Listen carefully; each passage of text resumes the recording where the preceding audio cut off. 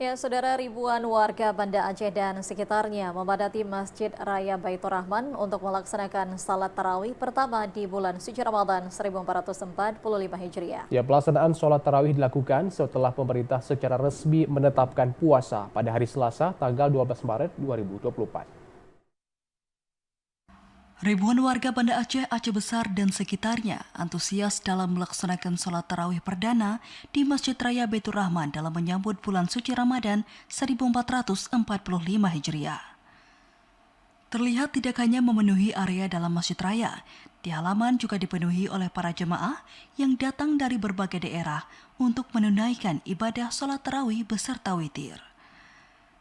Adapun para jemaah ini terlihat sudah memasuki masjid sejak sore hari sembari menikmati suasana bersama keluarga dan kerabat.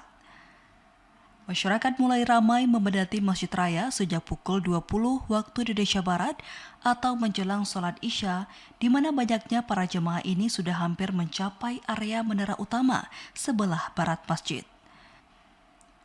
Sementara itu yang bertugas sebagai imam sholat tarawih pada malam pertama adalah Tengku Munawir Darwis dan penceramahnya Imam Besar Masjid Raya Baitur Rahman, Azman Ismail.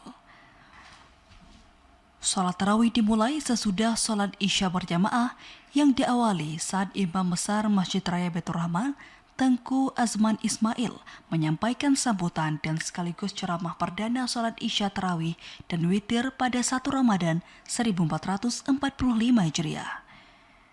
Dalam ceramahnya, Tengku Azman Ismail mengajak jemaah untuk memaksimalkan ibadah di bulan Ramadan dengan penuh keikhlasan dan kesabaran.